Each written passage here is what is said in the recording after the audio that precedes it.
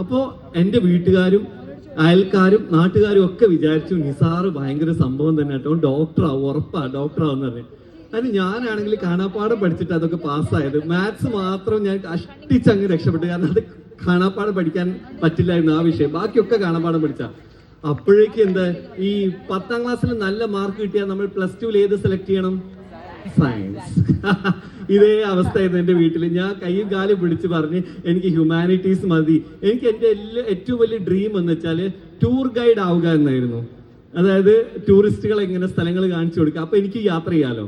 പക്ഷെ അപ്പൊ വീട്ടുകാർ പറഞ്ഞു, പിന്നെ welcome to Ooty, nice to meet you എന്നൊക്കെ പറഞ്ഞിട്ട് അങ്ങനെ കൊണ്ട് അതൊന്നും പറ്റില്ല, നമ്മളെ തറവാടിന്റെ പാരമ്പര്യത്തിനൊന്നും ചേരില്ല കുട്ടി, ഡോക്ടർ തന്നെ ആവണം. ഞാൻ 6ാമത്തെ മോനാ, 5 പേരുണ്ട് എൻ്റെ വീട്ടിൽ, അവർക്ക് ആർക്കും ഡോക്ടർ ആവാൻ പറ്റിയിട്ടില്ല. ആ ഫ്രസ്ട്രേഷൻ മുഴുവൻ എൻ്റെ തലയെ കൊണ്ടിട്ടിട്ട് പറഞ്ഞു നീ ഡോക്ടറായേ തീരുമെന്ന്. അങ്ങനെ ചേന്നമംഗലൂർ ഹയർ സെക്കൻഡറി എന്ന് പറഞ്ഞാൽ ഞങ്ങളുടെ ആ ഒരു പ്രദേശത്തെ ഏറ്റവും നല്ല സ്കൂളുകളിൽ ഒന്നാണ്. അവിടെ സയൻസിൽ നമ്മളിങ്ങനെ അഡ്മിഷൻ എടുത്ത ഒരു ഡോറിലൂടെ അങ്ങ് കയറിയാൽ 2 വർഷം കഴിഞ്ഞാൽ നമ്മൾ ഒരു സ്റ്റെതസ്കോപ്പ് ഒക്കെ ഇട്ടിട്ട് ഡോക്ടറായിട്ടും എഞ്ചിനീയർ ആയിട്ടൊക്കെ ആണല്ലോ പുറത്തിറങ്ങുക. അത്രയും സ്റ്റുഡിയസ് ആയിട്ടുള്ള ആൾക്കാർ കഷ്ടപ്പെട്ട് പഠിക്കുന്ന സ്കൂളിൽ എനിക്ക് കഷ്ടപ്പെട്ടൊരു സീറ്റ് വാങ്ങി തന്ന് എന്നെ അവിടെ കൊണ്ടാക്കി.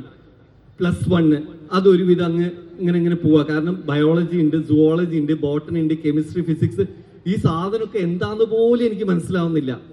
ആരെങ്കിലും സയൻസ് ഗ്രൂപ്പുകാരുണ്ട് അവിടെ?